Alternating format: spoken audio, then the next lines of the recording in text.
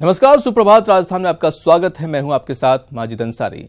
हम खबरों की बात करें उससे पहले आपको 3 तस्वीरें दिखाते हैं। ये वो तस्वीरें हैं, ये वो खबरें हैं जिन पर हमारी पूरे दिन नजर रहेगी।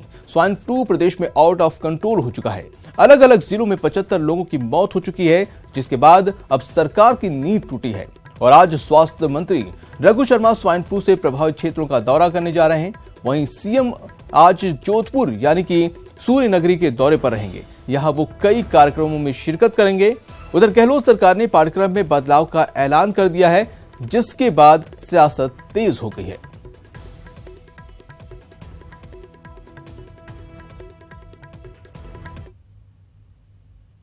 मध्य प्रदेश के उज्जैन से बड़ी खबर आ रही है। सड़क हादसे में 12 लोगों की मौत हो गई है। 2 4 व्हीलर की टक्कर में 12 की मौत। नागदा रोड पर यह हादसा हुआ है। कुछ लोग घायल हैं। जिला अस्पताल में शव लाया गया है। ये दर्दनाक खबर मध्य प्रदेश के उज्जैन से आ रही है, जहां पर सड़क हादसे में 12 लोगों की मौत हो गई है। यह हादसा 2 4 व्हीलर की टक्कर से हुई है। आपको बता दें कि नागदा रोड पर यह हादसा हुआ है। कुछ लोगों के घायल होने की भी बात कही जा रही है और सभी शवों को जिला अस्पताल लाया गया है। यह दर्दनाक हादसा मध्य प्रदेश के उज्जैन की है। आप देख सकते हैं एक्सक्लूसिव तस्वीर। हालांकि तस्वीर आपको विचलित कर सकती हैं, इसलिए हमने तस्वीर को थोड़ी धुंधली कर दी है। यह दर्दनाक हादसा उज्जैन पर हुआ है। उज्जैन में हुआ है, जहां पर 12 लोगों की सड़क हादसे में मौत हो गई है। यह हादसा 2 4 व्हीलर की टक्कर में हुई है। आप देख सकते हैं ये तस्वीर और अंदाजा लगा सकते हैं कि कितना भीषण सड़क हादसा हुआ है। हालांकि ये तस्वीरें आपको विचलित कर सकती हैं। कमजोर दिल वाले इसे ना देखें। यह दर्दनाक हादसा जिसमें 12 लोगों की मौत हो गई है, कुछ लोग घायल होने की खबर है। आपको बता दें कि ये सड़क हादसा 2 4 व्हीलर की टक्कर की वजह से हुई है। आप तस्वीरें देखिए और देखकर आपको खुद अंदाजा हो रहा होगा कि यह कितना भीषण सड़क हादसा है। आपको बता दें कि इस दर्दनाक हादसे में 12 लोगों की मौत हो चुकी है।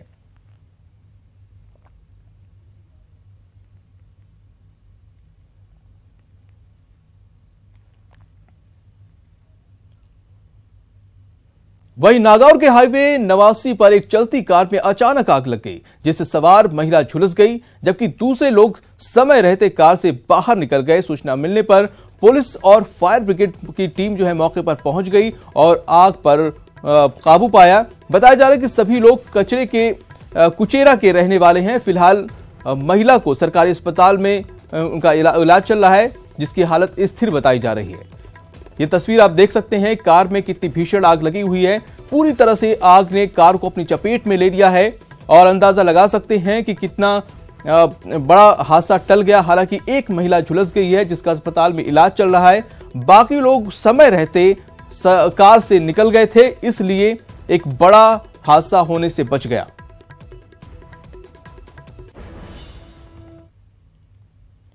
अभी अब तस्वीरें हमने दिखाई आपको कार की। अब चलते बात करते हैं स्वाइन फ्लू की। स्वाइन फ्लू का कहर लगातार जारी है। अलर्ट मोड पर गहलोत सरकार है और प्रभावित जिलों का दौरा करेंगे स्वास्थ्य मंत्री रघु शर्मा। स्वाइन फ्लू से मौत का आंकड़ा भी 75 तक पहुंच गया है। अब तक 1911 पॉजिटिव केस सामने आ चुके हैं। एक ही दिन में 55 पॉजिटिव मरीज मिले हैं। उदयपुर, नागौर और झुंझुनू में एक की मौत हुई है। जयपुर में 20, कोटा में 9 के पॉजिटिव केस सामने आए हैं। वहीं बीकानेर और श्रीगंगानगर की बात की जाए तो यहां पर पॉजिटिव केसेस की संख्या, मरीजों की संख्या 5-5 बताई जा रही है। तो लगातार स्वाइन फ्लू का कहर जारी है और हम आपको इससे जुड़ी हर खबर आप तक पहुंचा रहे हैं। और आपको बता दें कि अभी की अपडेट यह है कि जो मौत का आंकड़ा है वो 75 तक पहुंच चुका है। स्वास्थ्य महकमा अलर्ट मोड पर हो चुका है। रघु शर्मा जो स्वास्थ्य मंत्री हैं वो अब दौरे पर हैं। जो प्रभावित इलाके हैं स्वाइन फ्लू से, उसका दौरा करेंगे। आपको बता दें कि अब तक 1911 पॉजिटिव केस सामने आ चुके हैं।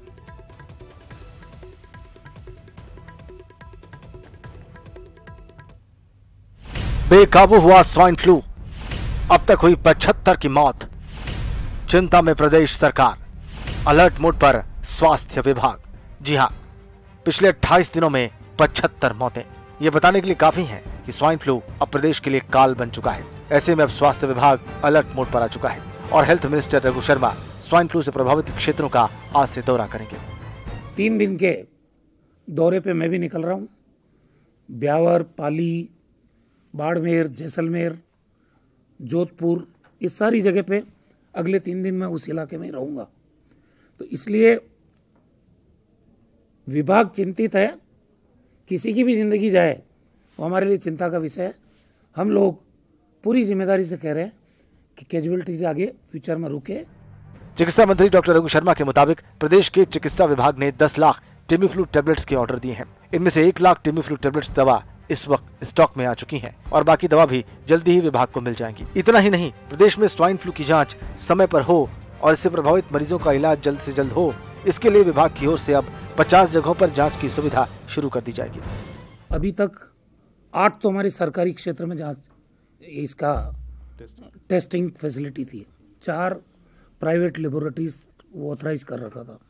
12 जगह पे जांच हो रही थी। मैंने 5 नए मेडिकल कॉलेजेस में 1-1 करोड़ रुपया जारी किया है। वहाँ भी ये टेस्टिंग फैसिलिटी शुरू हो जाएगी। फिर सीएम की मीटिंग में 33 जिलों को हम जिला स्तर पे इसकी टेस्टिंग की फैसिलिटी स्टार्ट कर रहे हैं। नासूर होते इस स्वाइन फ्लू से निपटने के लिए स्वास्थ्य विभाग शिक्षा विभाग के साथ टाई अप भी कर चुका है ताकि बच्चों को स्कूल में ही बीमारी के बारे में जागरूक किया जा सके।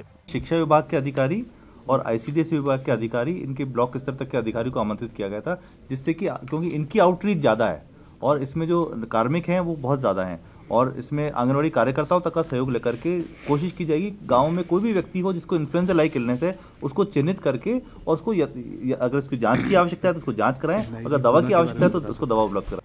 जाहिर है प्रदेश सरकार स्वास्थ्य विभाग के साथ मिलकर स्वाइन फ्लू पर कंट्रोल पाने के लिए हर मुमकिन कोशिश कर रही है, लेकिन जब तक आम जनता इस बीमारी से जागरूक नहीं होती तब तक स्वाइन फ्लू पर नियंत्रण पाना मुश्किल है। जयपुर से न्यूज़ 18 राजस्थान के लिए सचिन शर्मा की रिपोर्ट। मुख्यमंत्री अशोक गहलोत आज अपने गृहनगर जोधपुर के दौरे पर रहेंगे। सीएम अशोक गहलोत सुबह 11:30 बजे जयपुर से जोधपुर के लिए रवाना होंगे। गहलोत का एयरपोर्ट से लेकर सर्किट हाउस तक स्वागत कार्यक्रम है। सर्किट हाउस को भी पूरी तरह तैयार कर लिया गया है। गहलोत सर्किट हाउस में जनसुनवाई भी करेंगे। जनसुनवाई के बाद गहलोत घंटा घर में आम सभा को संबोधित करेंगे और फिर जेएनवीयू छात्र संघ अध्यक्ष कार्यालय का उद्घाटन करेंगे।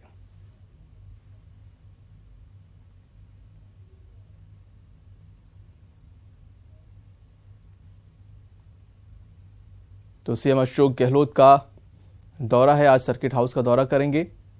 11:30 बजे जयपुर से जोधपुर के लिए रवाना होंगे। गहलोत का एयरपोर्ट से लेकर सर्किट हाउस तक स्वागत कार्यक्रम है। सर्किट हाउस को भी पूरी तरह से तैयार कर लिया गया है। गहलोत सर्किट हाउस में जनसुनवाई भी करेंगे। जनसुनवाई के बाद गहलोत घंटाघर में आम सभा को भी संबोधित करेंगे। प्रदेश में तीसरी बार मुख्यमंत्री होने के साथ अशोक गहलोत पहली बार जोधपुर पहुंच रहे हैं और जोधपुर पहुंचने के साथ ही पूरे जोधपुर के लोग अपने लाडले अशोक गहलोत का स्वागत करने के लिए लगातार प्रयास कर रहे हैं। बहरहाल पूरे शहर में पोस्टर लगा दिए गए हैं। ये सर्किट हाउस का नजारा है जहां पे मुख्यमंत्री अशोक गहलोत कल यहां पे एयरपोर्ट से सीधा पहले यहां पहुंचेंगे और सर्किट हाउस के बाहर का नजारा मैं आपको दिखाऊं तो यहां पे पूरे सर्किट हाउस के बाहर के साथ साथ पूरे शहर में कार्यकर्ताओं ने लगातार अशोक गहलोत के पोस्टर लगा दिए गए हैं। तीसरी बार मुख्यमंत्री बनने के बाद जोधपुर पहुंचने पर हार्दिक स्वागत है, ये स्लोगन के साथ तमाम कार्यकर्ताओं ने पूरे शहर में गहलोत के पोस्टर लगा दिए गए हैं। आप देख सकते हैं यहाँ पे सर्किट हाउस के बाहर हर कार्यकर्ता ने अपने अपने अंदाज में यहाँ पे पोस्टर लगाए गए हैं और पूरा जोधपुर शहर गहलोत के पोस्टरों से अटा पड़ा है। बहरहाल अशोक गहलोत कल सुबह 10 बजे जोधपुर पहुंचेंगे और पहुंचने के साथ ही यहाँ पे एयरपोर्ट से रोड शो के जरिए वो यहाँ पे सर्किट हाउस पहुंचेंगे। आप देख सकते हैं तमाम कार्यकर्ताओं ने यहाँ पे पोस्टर लगाए गए हैं। ये सर्किट हाउस के बाहर का नजारा है और सबसे बड़ी बात मैं आपको बताऊं, यहाँ पे 5 साल बाद जोधपुर में जन सुनवाई का कार्यक्रम शुरू होगा जिसकी तैयारी भी पूरी कर ली गई है। मैं आपको उसके नज़ारे भी दिखाऊंगा। मेरे सहयोगी संजय को बताऊंगा मैं आपको कि वो आपको नज़ारे दिखाएंगे। ये सर्किट हाउस का नज़ारा है जहां पे पुलिस प्रशासन ने तमाम व्यवस्थाएं कर ली गई है और यहाँ पे ये जो पिछला सर्किट हाउस के पिछला का जो नज़ारा है, यहाँ पे ये जो पीड़ित लोग हैं, जो जोधपुर संभाग के जो लोग हैं, जो अब तक 5 साल में कभी उनकी सुनवाई नहीं हुई, उसी का है कि अशोक गहलोत हमेशा जोधपुर पहुंचते हैं तो जन सुनवाई करते हैं। ये आप देखें, ये जन सुनवाई के लिए स्थल है जहां पे तमाम पुलिस प्रशासन यहां पे व्यवस्थाएं कर रहा है और कुर्सियां लगाई गई है। तो आप अंदाजा लगा सकते हैं कि जोधपुर संभाग के लोग यहां पहुंचेंगे। गहलोत अपने गृह नगर में, अपने संभाग में लोगों की समस्याएं सुनेंगे, उनकी पीड़ाएं सुनेंगे और पीड़ा सुनने के साथ साथ यहाँ पे वो उनकी शिकायत का तुरंत समाधान करने की कोशिश करेंगे। बहरहाल गहलोत जब भी मुख्यमंत्री बनने हैं, जोधपुर आते हैं तो जन सुनवाई करते हैं। ये पहला उनका कार्यक्रम रहता है, पहले जन सुनवाई करते हैं, लोगों की समस्या सुनते हैं, उसके बाद वो कार्यक्रम में पहुंचते हैं। तो निश्चित तौर पर गहलोत जब सर्किट हाउस पहुंचेंगे तो अपने गृह नगर के लोगों की समस्याएं सुनेंगे, उनकी समस्याओं का निराकरण करेंगे और उसके बाद यहाँ पे वो एक आम सभा को संबोधित करेंगे, साथ ही छात्र संघ कार्यालय का उद्घाटन भी करेंगे। सहयोगी संजय शर्मा के साथ ललित सिंह, न्यूज 18 जोधपुर। केंद्रीय मंत्री नितिन गडकरी एक दिन के नागौर दौरे पर रहे। इस मौके पर उन्होंने 670 करोड़ रुपए की सौगात दी।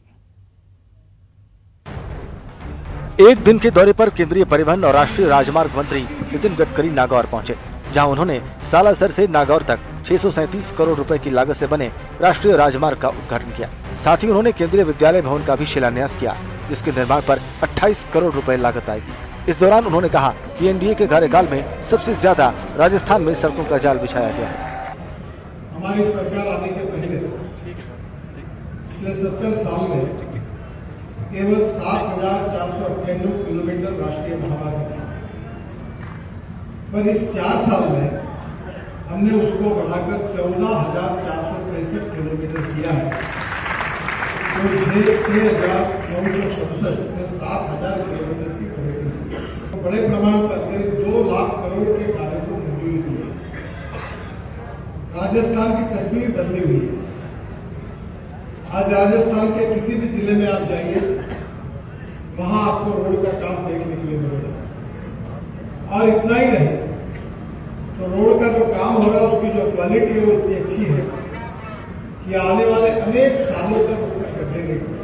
वहीं केंद्रीय मंत्री गडकरी ने कहा कि पाकिस्तान जाने वाले पानी को रोकने के लिए केंद्र सरकार ने 3 परियोजनाएं बनाई हैं। इससे आने वाले समय में वो पानी राजस्थान के किसानों को मिलेगा। 3 नदी जोड़ प्रकल्प भी हमने राजस्थान के लिए मंजूर किए हैं और जो भारत और पाकिस्तान की निर्मित होने के बाद 3 नदियां भारत को मिली, 3 पाकिस्तान, पर हमारे अधिकार का पानी पाकिस्तान में बह रहा था।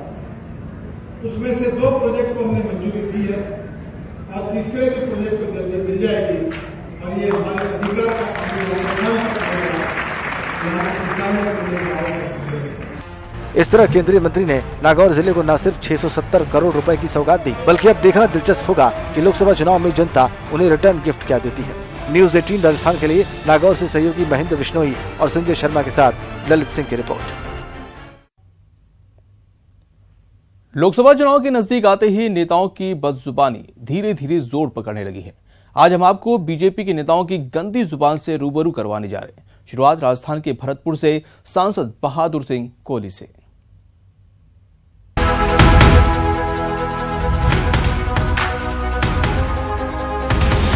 और मैं यानी राजस्थान की सरकार से पूछना चाहता हूं, जिस प्रकार से इन्होंने राजस्थान की किसानों के जो भोलेपन से जिस प्रकार से इन्होंने कांग्रेस ने वोट लिया, तो इसलिए हमने बहिष्कार किया। अभी तक कर्जा माफ नहीं किया। हम चाहते हैं किसानों का तुरंत कर्जा माफ किया जाए, जो किसानों की स्थिति खराब है। जुनून में जुबान लड़खड़ा जाती है, तभी किसानों की कर्ज माफी पर गहलोत सरकार को घेरने निकले बीजेपी सांसद बहादुर सिंह कोहली रॉ में कुछ ऐसा बोल गए जिसे हम आपको सुना नहीं सकते, जिसकी सभ्य समाज में कोई जगह नहीं है। पर मैं यानी राजस्थान की सरकार से पूछना चाहता हूं, जिस प्रकार से इन्होंने राजस्थान की किसानों के जो भोलेपन से जिस प्रकार से इन्होंने कांग्रेस ने वोट लिया, तो इसलिए हमने बहिष्कार किया। अभी तक कर्जा माफ नहीं किया। हम चाहते हैं किसानों का तुरंत कर्जा माफ किया जाए, जो किसानों की स्थिति खराब है।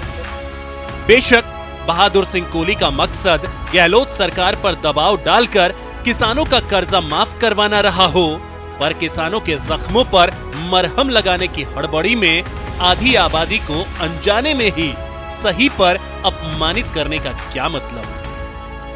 जिस देश में बचपन से ही जुबान खोलने के पहले शब्दों को तोल मोल कर बोलना सिखाया जाता हो, उस देश के एक माननीय का यूं जुबान फिसलना सिर्फ सांसद महोदय को ही नहीं बल्कि सियासत के स्तर को भी कटघरे में खड़ा करता है। वैसे माननीय की जुबान ही नहीं चलती, इनका घूंसा भी खूब चलता है। 2016 में एक टोल कर्मी पर भी सांसद के गुस्से का कहर बरपा था। साफ है कोली साहब का ना तो जुबान पर काबू है और ना ही अपने हाथ पैरों पर।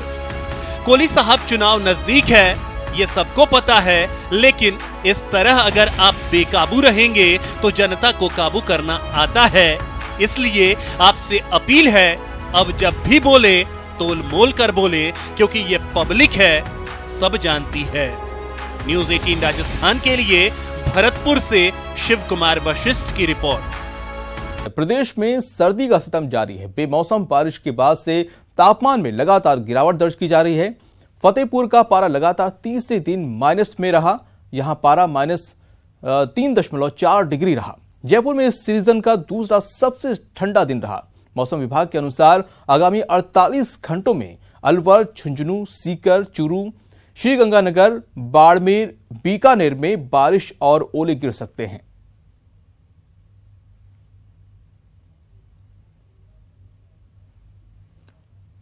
और इस खबर पर राकेश गुसाई हमारे साथ जयपुर से जुड़ गए हैं। राकेश, ये बताइए कि सर्दी का सितम लगातार जारी है, प्रदेश में जो है ठंड का कहर बरपा रहा है, किस तरह की स्थिति है और कब राहत मिलने की उम्मीद है?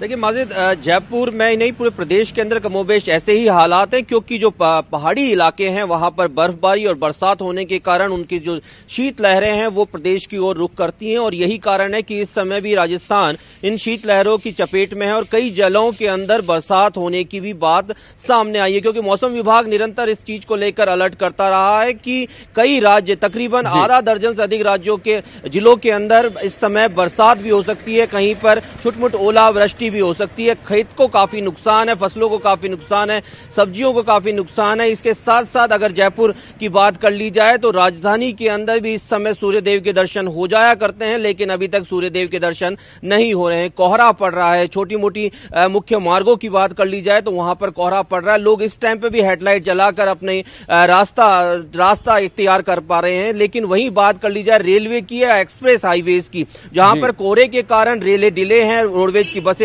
समय पर नहीं पहुंच पा रही हैं। यही कारण एयरपोर्ट पर भी है कि प्रॉपर तरीके से क्लियरेंस नहीं होने के कारण कई फ्लाइटों को डाइवर्ट किया गया है। कई फ्लाइटें दिल्ली भेज दी गई है तो कई फ्लाइटों को अहमदाबाद भेजा गया है। जयपुर एयरपोर्ट पर कमोबेश ऐसे ही हालात हैं। दूसरी अहम बात कर ली जाए मौसम से रिलेटेड स्वाइन फ्लू की, मौजूदा समय में स्वाइन फ्लू अपने चरम पर है और यही कारण है कि कई लोग इसकी कैजुअलिटी का शिकार हुए हैं। इसके अलावा कई लोग इसमें पॉजिटिव भी पाए गए हैं। यही कारण है कि अब चिकित्सा विभाग और चिकित्सा मंत्री खुद इस चीज को लेकर काफी अलर्ट देखे गए हैं। राज्य के कई जिलों का वो दौरा कर चुके हैं और डॉक्टरों को खासा निर्देशित कर चुके हैं। और सबसे बड़ी चीज है इस समय स्वाइन फ्लू से बचने की, इस ठंड से बचने की अवेयरनेस, और जितना हो सके आप गर्म कपड़े पहने, गर्म खाना खाएं और हो सके तो धूप निकलने के बाद ही मॉर्निंग वॉक पर निकले, क्योंकि आपकी हल्की सी गलती आपको कहीं ना कहीं बीमार कर देती है। क्योंकि अब इस समय बुजुर्ग और बच्चों को खास तौर से एहतियात में रखने की बहुत जरूरत है, गर्म कपड़ों में रखने की बहुत जरूरत है। यही कारण है कि जिला प्रशासन ने भी स्कूल का टाइम डिले कर दिया है, 9:30 बजे का कर दिया है। क्योंकि सुबह जानकारी देने के लिए। तो सर्दी का सितम लगातार जारी है और हम हर दिन आपको जो है रिपोर्ट दिखा रहे हैं और सर्दी से आप भी बचने की कोशिश कीजिए। बढ़ते हैं अगली खबर पर। प्रदेश में सरकार बदलने के साथ पाठ्यक्रम में एक फिर बदलाव किया गया है। इसको लेकर शिक्षा विभाग की सरकारी फाइलों के पाठ्यक्रम की समीक्षा का असर दिखने लगा है और इसको लेकर सियासत भी जारी है।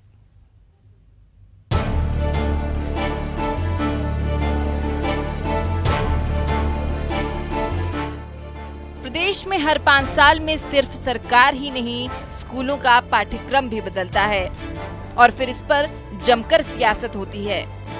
इसी कड़ी में नई सरकार ने पिछली सरकार के पाठ्यक्रम में बदलाव की समीक्षा का ऐलान किया और अब इसको लेकर विभाग की फाइलों में पाठ्यक्रम में बदलाव का असर भी दिखने लगा है।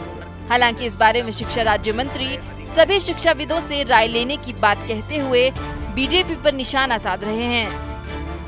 शिक्षाविदों की राय लेंगे जो पूर्व में इन पदों को धारण कर चुके हैं, चाहे शिक्षा मंत्री हों, चाहे अधिकारी हों, आईएएस हों, जो इस शिक्षा के क्षेत्र में या विभाग में काम कर चुके हैं, उनके ज्ञान का भी हम लाभ लेंगे, उनके अनुभव का भी हम लाभ लेंगे। ऐसा नहीं है कि एक चश्मे से जो भारतीय जनता पार्टी देखती थी कि कांग्रेस कुछ भी करे उसके विपरीत करना है, हम ऐसा नहीं करने वाले।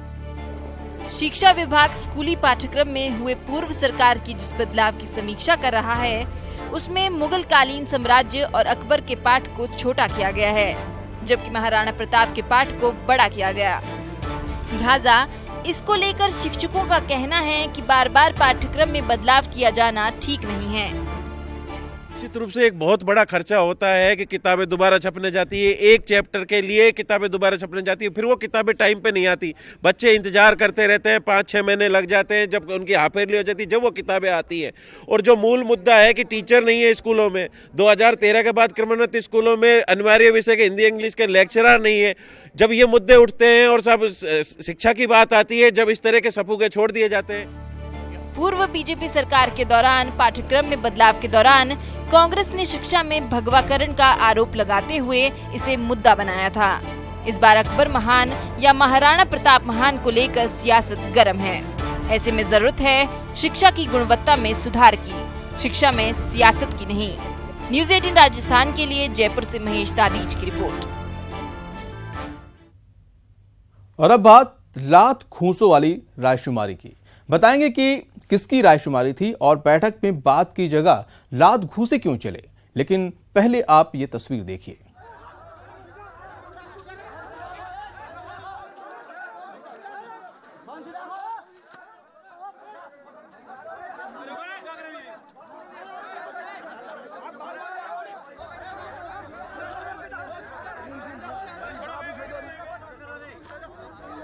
दरअसल आगामी लोकसभा चुनाव को लेकर जालौर के राजीव गांधी भवन में कांग्रेस की रायशुमारी बैठक आयोजित हुई थी। बैठक में प्रदेश सह प्रभारी विवेक बंसल और प्रदेश के वन एवं पर्यावरण मंत्री सुखराम बिश्नोई भी पहुंचे हुए थे। हालांकि बिश्नोई कुछ देर बाद रवाना हो गए। इसके बाद बंसल कमरे में कार्यकर्ताओं से टिकट को लेकर मंथन कर रहे थे कि तभी कांग्रेस ओम सिंह चांदराई कार्यकर्ताओं के साथ वहां पहुंच गए। फिर क्या था, ओम सिंह को देख कांग्रेस नेता डॉक्टर समरजीत सिंह के सपोर्टर जो उन पर टूट पड़े और भीनमाल से हराने का आरोप लगाया, नारेबाजी करने लगे। नारेबाजी होते देख ओम सिंह के सपोर्टर भी नारा लगाने लगे और मामला नारा से कब लात घूंसों में जा पहुंचा कोई समझ नहीं पाया। हालांकि मौके पर पहुंचे वरिष्ठ कांग्रेसी नेताओं ने जैसे तैसे समझाइश कर मामले को शांत कराया।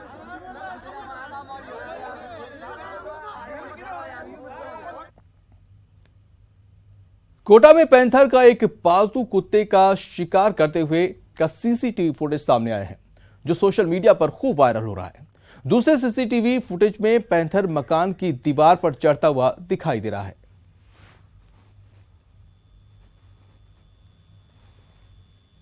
आप देख सकते हैं ये तस्वीर कुत्ते और टाइगर में झड़प की।